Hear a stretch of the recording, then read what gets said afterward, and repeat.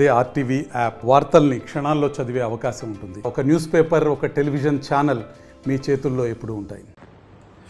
నటుడు చిరంజీవి ఇప్పుడు బీజేపీ కూటమికి ఓట్లేసి తమ్ముడిని గెలిపించి సెంట్రల్ మినిస్టర్ చేయాలని ఆయనకి పద్మభూషణం బీజేపీ ఇచ్చారు.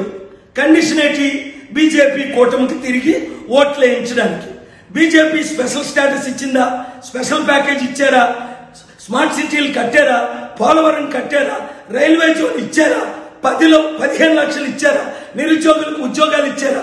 100లో 1 చేశారా?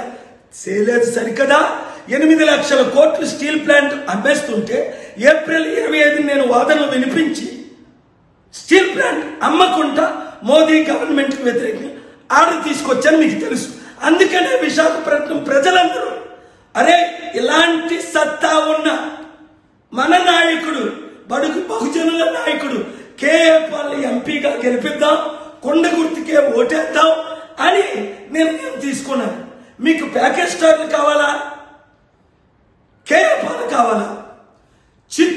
చిత్తుగా పవన్ కళ్యాణ్ పిఠాపురంలో ఓడించండి. మీరు ఎవరికైనా ఓటేయండి. ఎవరో ఒక చెప్పులు కుట్టేమని అబ్రహాం లింకన్ లాంటి క్యాండిడేట్ గా ఉన్నాడు, ఓట్లేయండి. వీళ్ళకి బుద్ధి చెప్పండి. బహుజనులందరూ ఏకం కండి, రాష్ట్రాన్ని రక్షించండి, దేశాన్ని రక్షించండి. ఈ వీడియో అందరికీ షేర్ చేయండి. సచిన్ తెండూల్కర్ కి భారతరత్న ఇచ్చిన కాంగ్రెస్ పార్టీ తిరిగడా సోనియా గాంధీకి ఓటేయమని?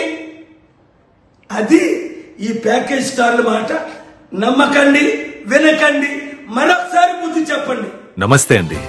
ఇది వ్యాపారం గురించి కాదు, ఓటు గురించి. ఎన్నికల్లో ఓటు వేయడం మన హక్కు మాత్రమే కాదు, కర్తవ్యం. ఎంతో మంది మహా నేతలు శ్రమించి ప్రాణత్యాగం చేసి ఈ అవకాశాన్ని మనకిప్పించారు. అందరూ ఓటు వేద్దాం. ఎందుకంటే ఓటు హక్కు ఊరికే రాదు. నా ఓటు ఎవరికో తెలుసా?